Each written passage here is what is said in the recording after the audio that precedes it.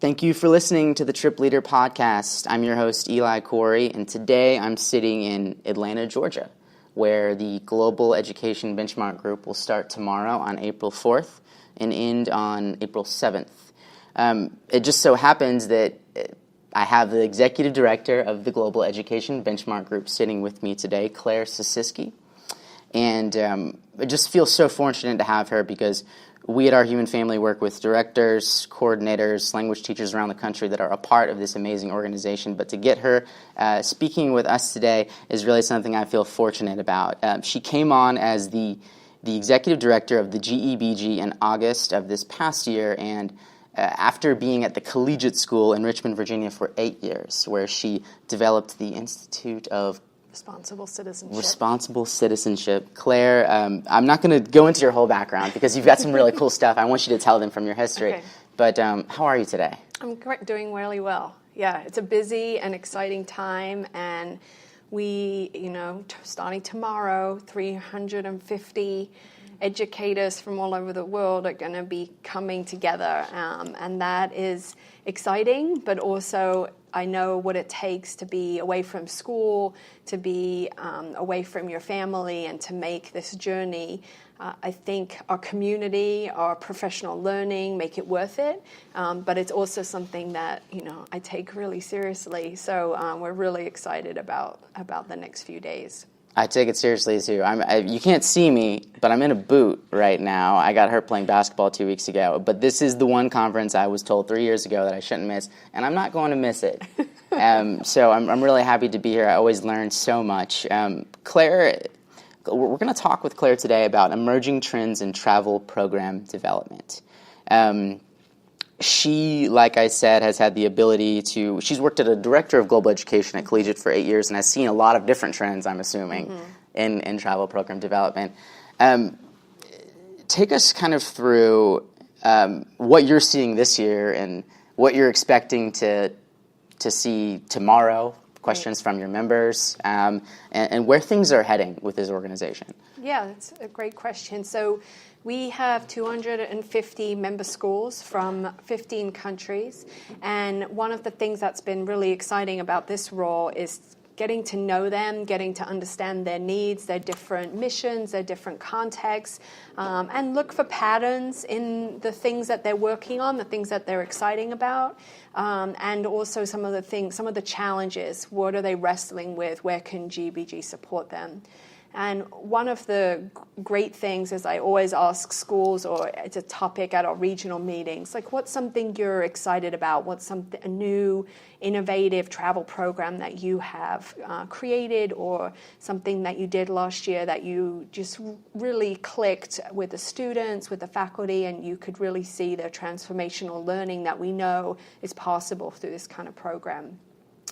I would say, thinking about what schools are working on is connecting travel programs, global experiences with curricular learning, with classroom coursework.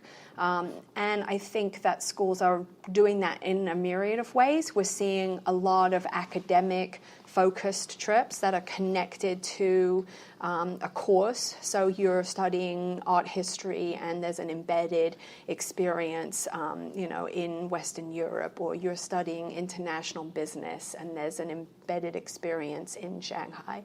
And that is just providing students a different way and a different place to connect and put their learning into action, and to kind of absorb learning in different ways. So really what schools are talking about now, and I think is going to only continue to emerge, is what does that learning look like? Like, how do you assess student learning in that context? You know as an educator that it's happening, but how do you get students to demonstrate the learning? How do you articulate to them what your expectations are for a course like that? And I think those are really exciting pieces. I think there's a direct connection with that kind of work with a lot of the research and a lot of the curriculum design work around global competencies. So global competencies, really focus on what are the skills, the mindsets, the behaviors that our students need for their futures in a more globally interconnected world, and how can we help design curriculum and their educational experience around those things rather than around something that is more content driven or is something that has just been, we've been doing it 50 years this way.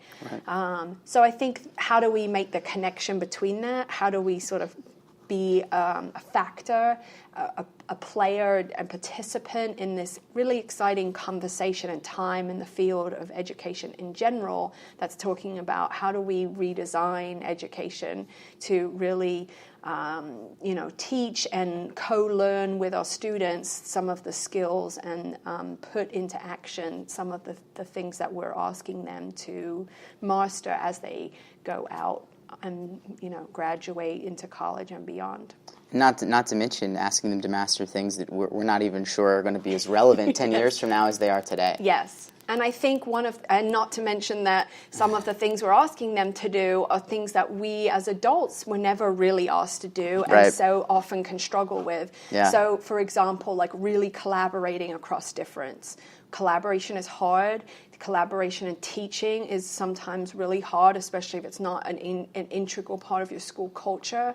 And so, but we know that our students, no matter what field they're going to go into, are going to be able to collaborate across, they're going to need to be able to collaborate across difference. That could be a cultural difference, it could be a language difference, it could be an age difference as our population and demographic shift in the US and North America and Western Europe. And so I think, one of the things that we really take seriously at GBG is the professional growth and the professional learning. We believe that if we can focus on helping the faculty and the school administration grow and develop, that will impact more students.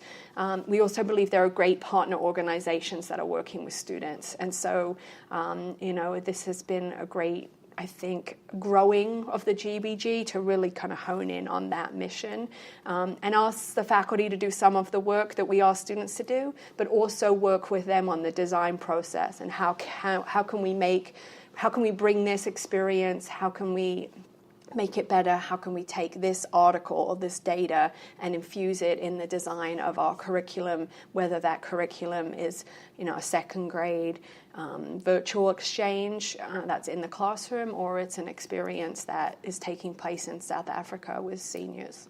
It's pretty amazing the answers you'll get sometimes from students when you ask them what they think. Yeah. You can learn a lot, and it's kind of humbling because you have this whole hypothesis about what you want. Right. And if you get buy-in, it starts to give you some direction on the unique needs of your students as well. Yeah. And I think that student choice and student agency and sort of the action part of global competency is a really great place where a lot of co-curricular programs have been doing work for a long time, and infusing that into the core curriculum is really valuable. When students, we know, they go to a place or they engage in a global issue and they become really connected and really passionate about that issue and they want to do something about it, and how can we as adults not force them to fit that in between field hockey practice and chorus and and all their homework and their family life. How can we make that a key part of their learning and of their core curriculum so that they understand that learning those skills, how to identify your something you're interested in, how to work with others to make something happen, how to evaluate needs and make an impact. Those are key learning skills, no matter what field they might go into, and to help them make the most out of their college experience, where they might have, a little bit less support or direct mentoring from adults. So I think, these are the things that we see a lot of schools doing as kind of an emerging trend, bringing that more into the core and connecting experiences off campus and core curriculum on campus. And that happens by having a strategy. Yes. You have to have a strategy, and I know a lot of schools within the organization, outside of the organization, they're at different stages throughout their global journey. Yes. Right? They've started with some perhaps tours here and there, and then they're just starting to realize that administration's starting to realize, hey, this is actually a little bit more aligned with what we're trying to do, and it is more educational in nature as opposed to just discretionary. Yeah. And it's interesting, and then they get to the point where they decide, hey, we need a coordinator, we need a director to be able to help align some of these things together. And I think we have this travel program development timeline that's kind of like year 1, year 3, year 5, year 10 that kind of can help schools identify where so they have that within GEBG. Yeah, where they are on the journey. That's awesome. And I think that, but what's interesting is that every journey really is different. So it's not a step 1, step 2 so clear. Right. And schools have to kind of figure out what they are trying to accomplish. But things that we see a lot of schools starting to do, or kind of a trend that is, we hope will gather more traction, are really articulating the student outcomes that they want for every program. Right. Whether that's a 2-week program, one summer, and that's it, or it's a ongoing 4-year global citizenship diploma program. Looking at the student outcomes that you are really wanting for students, and getting their input and understanding them and their needs, helping to define that in terms of actionable, observable demonstrations of progress towards those outcomes. So especially when the outcomes are difficult or traditionally sort of been dismissed as unmeasurable. So something like empathy. So what does that look like? Right, it's a qualitative trait. Yeah, and what does that look like? How can you identify student actions that are observable, that are demonstratable, that you could have a connection with your student, and a self-reflective and a teacher assessment process that would identify growth towards that.